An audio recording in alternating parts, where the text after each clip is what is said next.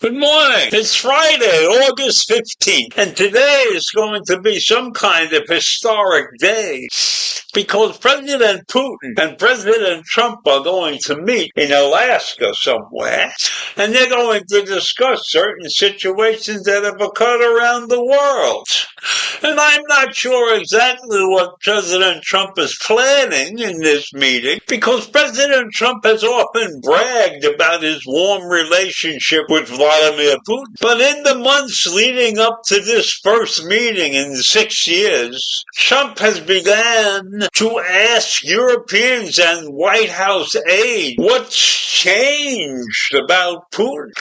Now, this is a line of questioning that can be very disturbing, because there are three people familiar with the matter that speak to Trump's growing frustration with Putin leading up to their summit in Alaska. So today, Friday, is the big day. Now, this discussion that's going to take place deals with Russia's year-long invasion of Ukraine, and Trump promised to quickly broker a peace deal even before he took office. Not only has Putin resisted ceasefire proposals, but Russia has escalated its attacks this year on Ukraine. And while there might have been some indications that Putin's short-term objectives in Ukraine have shifted, that is being too optimistic, because I don't know if the White House can reach an agreement with Putin, because the prevailing view of U.S. intelligence community is very, very skeptical of what Putin is prepared to do. Putin maintains the same territorial goals that he has throughout the war,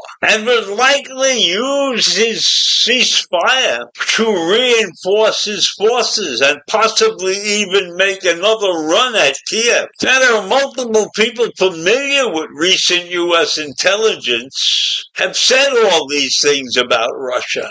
And despite European calls for security guarantees for Ukraine, Putin still wants to ensure that the Ukraine never joins NATO and that foreign peacekeepers don't enter the territory. Russia is determined to keep Ukraine isolated from the rest of the independent world. And Putin thinks he is winning so far. So he believes he has no reason to give in to anything.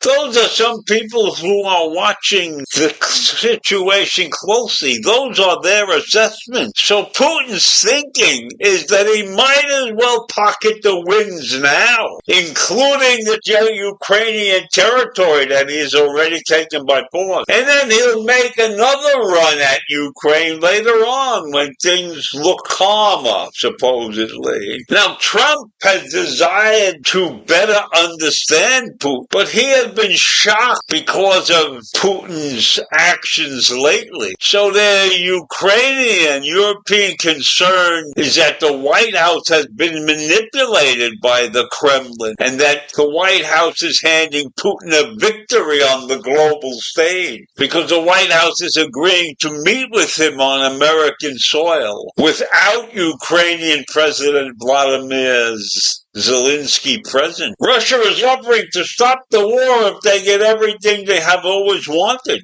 including their largest demand. That's the way the European officials are looking at it. And so any deal that Russia gets would not be a deal.